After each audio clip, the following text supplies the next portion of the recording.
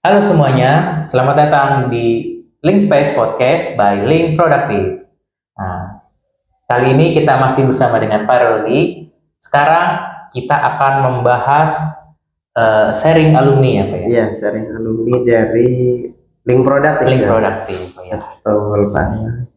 Nah, masuk ke pertanyaan nih Pak. Hal apa yang paling membuat kaget pas PKL atau magang pertama kali? Betul banget. Ya jujur saya tuh alumni dari Universitas Serang Raya ya kayak Unsera. yang dimana Unsera tuh bekerja sama dengan Link Productive ini, kemudian untuk dengan program magang gitu kan ya kayak gitu. Nah, salah satunya saya itu ikut waktu tahun 2022, waktu 2022. Saya masih SMP berarti. Ya masih SMP. Jadi 2022 kan gitu. Dan memang ketika masuk tuh kagetnya ya berkaitan dengan ritme kerja yang cepat ya kayak. Karena pada dasarnya waktu pertama kali masuk gitu kan, itu sudah diberikan dokumen gitu kan. Kamu harus mengerjakan dokumen ini ya gitu kan, kamu harus mengerjakan seperti ini ya gitu. Nah waktu itu kebetulan saya magang di bagian PPSM Production yang dimana itu kayak merencanakan gitu kan, merencanakan berkaitan dengan project demand gitu kan. Nah yang dimana kita harus mengukur tuh gitu kan, yang dimana berkaitan dengan pelatihan gitu kan, berapa peserta gitu kan, kebutuhan kapasitas pesertanya, menyiapkan instrukturnya kayak gitu kan. Nah kebetulan jangka waktunya juga itu cepat gitu ya, kita bingung dong siapa nih instrukturnya gitu kan, kita bingung dong gitu kan, kayak gimana modulnya gitu kan, kita bingung gitu kan seperti apa. Nah itu saya ya langsung bekerja gitu kan dengan cepat gitu kan, dan butuh tim ya kita bilang gitu kan bahwa kita butuh tim. Nah halnya sama lah, dalam artian kita magang bukan kayak seperti hanya mau fotokopi doang gitu kan ya, kayak tidak seperti itu, tapi memang benar-benar diberikan real project waktu itu gitu kan ya gitu. Jadi mau nanya ke orang, semua orang pada sibuk juga gitu kan, sama dengan targetnya juga dilema gitu sekali kan, berarti. dilema dong gitu kan. Cuman pekerjaan kita bentar lagi akan terlaksana nih kan, bingung gitu kan ya. Nah hasil ya ketika seperti itu kaget dong gitu kan ya, KB ya gitu kan. Dan kita tidak selalu dijelaskan kata istilahnya bisa nih si A bisa mengisi, si B bisa mengisi. Nah waktu itu kita cari gitu kan, gitu riset dulu gitu kan, ngobrol gitu kan sama atasan gitu kan, jadi diskusi gitu.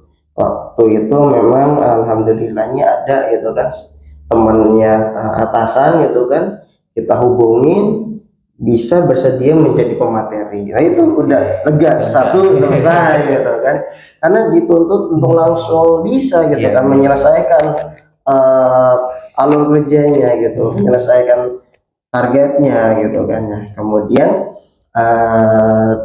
kata istilahnya ketika diberikan arahan hubungin ini, ya udah kita yang hubungin, kita yang menyiapkan, kita yang menyiapkan materinya juga gitu, apa saja yang memang sudah bisa dipahami dengan materi seperti ini cocok atau tidak gitu kan ya, sama apa pematerinya gitu. Nah itu yang memang cukup kaget dan cukup menegangkan tapi seru gitu.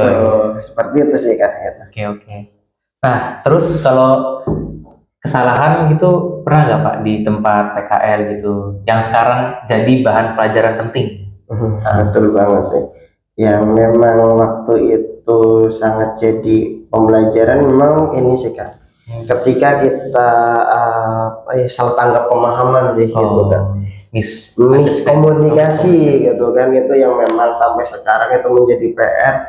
Makanya pentingnya komunikasi gitu kan ya kayak. Waktu itu pernah gitu kan, kita udah ngehubungin A gitu kan, ada teman kita gitu yang menghubungi lagi gitu kan, ya bentrok dong dua pemateri gitu kan.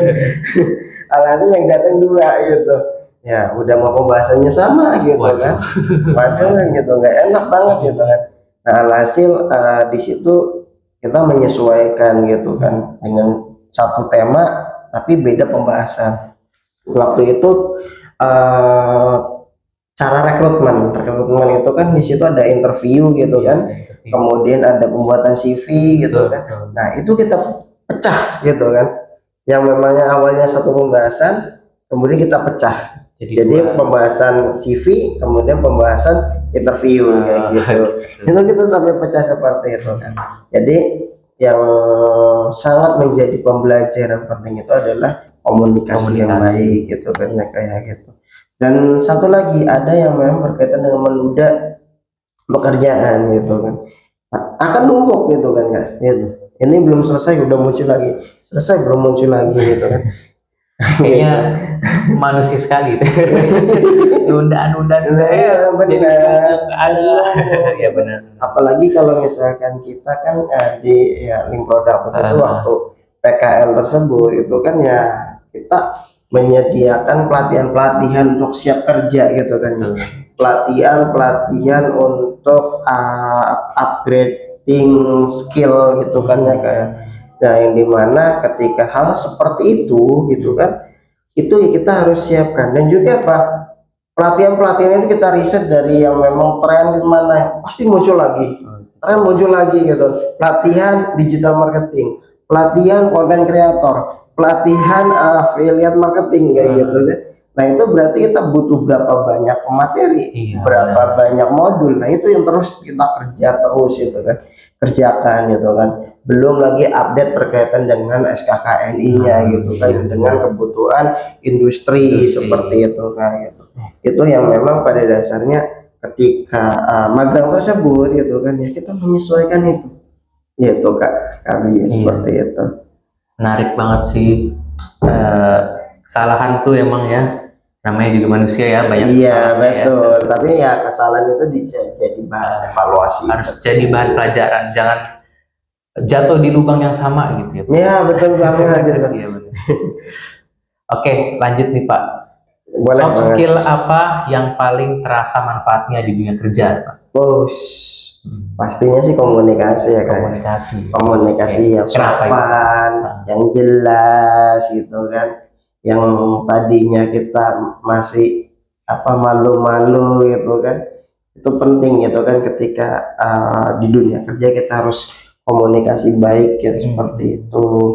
Kemudian jangan kata istilahnya kita saling menyalahkan, itu jangan juga gitu kan. Tapi walaupun di dunia kerja itu ada edukasi saling menyikut dan sebagainya itu pasti ada gitu kan ya kan. Tapi ya pada dasarnya walaupun hal itu akan terjadi gitu kan ya kan, tapi komunikasi itu harus dijaga harus sopan, jelas gitu kan ya. Kemudian manfaat yang lain itu selain komunikasi tadi, inisiatif membantu tanpa disuruh gitu kan ya kayak gitu. Jadi memang bisa dari segi kerjaan-kerjaan yang memang bisa dibantu itu ya harus dilaksanakan seperti itu, dengan catatan kerjaan kita udah selesai seperti itu.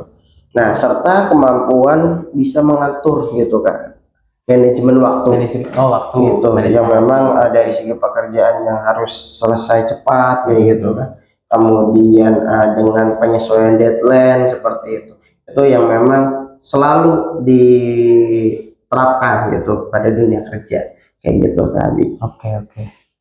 Nah sekarang nih Pak, apa kebiasaan kerja nih yang awalnya tuh berat banget itu Pak, tapi sekarang justru penting? Betul Pak. Ada yang tahu apa?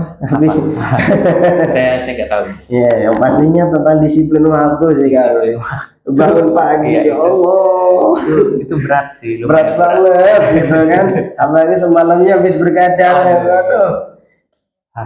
ya, karena memang itu termasuk belajar juga sih gitu kan ya kayak. Apalagi kalau kita lihat ya, jujur saya sendiri itu masih belajar gitu tentang disiplin waktu itu. datang tepat waktu itu masih belajar gitu kan. Karena ya kata istilahnya sifat M ya, males itu pasti aja gitu datangnya gitu. Entah itu ada distract apa, entah itu apa gitu kan, entah itu posisi badan yang kurang enak gitu kan. Jangan kata istilahnya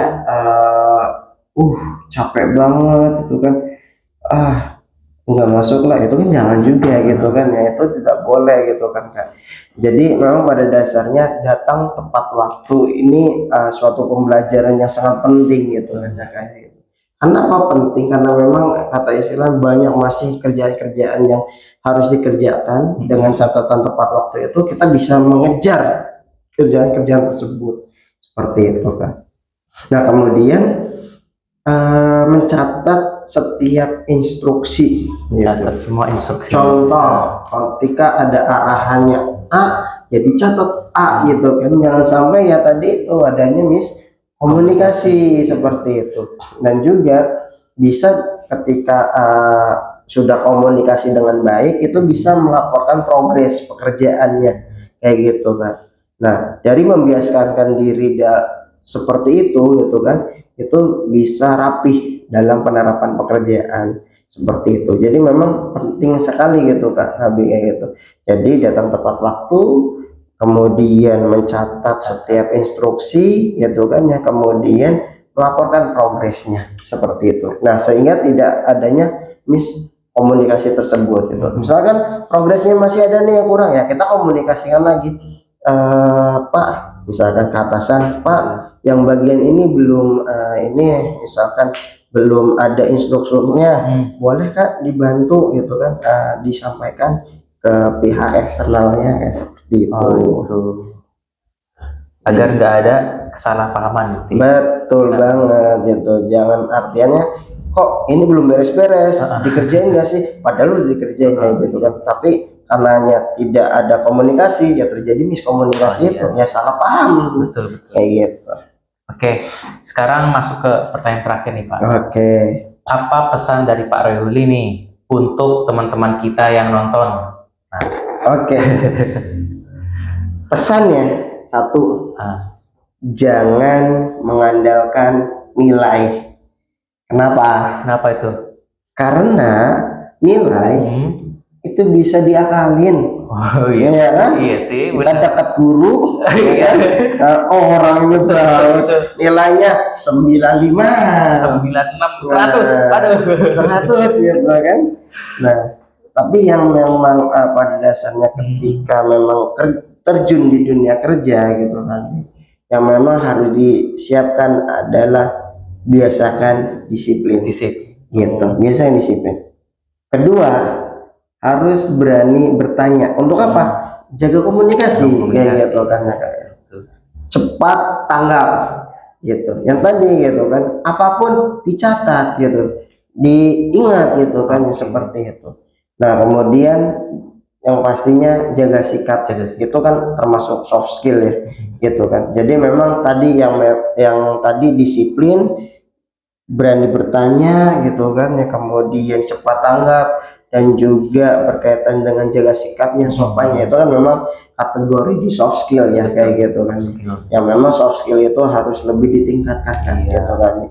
Karena apa? Kalau hard skill itu bisa dengan berjalannya waktu itu bisa akan terasah gitu. Nah di dunia kerja itu kan itu menilainya dengan sikap, tanggung jawab, kemudian peranan yang dia tampilkan gitu kan, yang peranan dia kerjakan itu dikerjakan dengan tepat waktu atau tadi disiplin itu kan gitu. Nah jadi memang pada dasarnya bukan sekedar pinter saja, bukan sekedar teori saja gitu kan, tapi ketika di dunia kerja hal yang tadi soft skill itu sangat penting, seperti itu Kak Abi gitu. Jangan Anda mentang-mentang pinter gitu kan, leha-leha nggak bisa, nggak bisa. Itu langsung di stop, di saptam, tendang langsung. Waduh, serem banget. Oke, benar sih Kak. Guru-guru saya tuh ngingetin juga kamu jangan hanya fokus hard skill, tapi soft skill.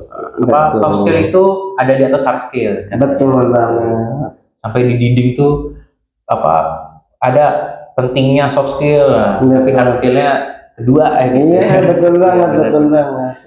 Saking pentingnya mengasah soft skill itu. Iya, betul. Oh, iya. Makanya pengalaman saya di sekolah itu Kak, kalau udah jam 8.30 gerbang udah ditutup. Jam 8.30. 8.30 gerbang udah ditutup. Saya jam Kalau di 6.58 loh Pak. Kalau di sekolah Abi 6 6.58 tuh udah disuruh 58 ya. ke lapangan yang lain buat dihukum. Aduh.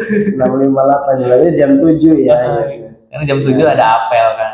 Iya. Gitu. Aduh. Jadi kalau di negeri ya Mas seperti itu. Ya kebetulan saya di swasta ya kami. Oh, iya. Tapi di jam 7.30 itu memang gerbang udah ditutup. Tapi di depan gerbangnya itu udah ada kegiatan sholat duha. Oh gitu. Kalau masuk malu nggak? Iya benar-benar. Gitu. Jadi jam 7.00 itu udah ada kegiatan sholat duha berjamaah gitu. Nah, jadi kalau misalkan walaupun gerbangnya dibuka, kelihatan orang lagi jalan masuk, ya itu orang ya lagi gitu. sholat Kita oh, tidak. itu udah lagi baca surat Al-Waqiah gitu kan. Nah, gitu kan. Kemudian sambil ngelirik tuh yang telat tuh ya kan. Suruh Nanti mau bukan sholat baca Al-Fatihah malah absenin siapa yang masuk kayak gitu. Aduh. Gurunya sih yang lihat sama. Gitu.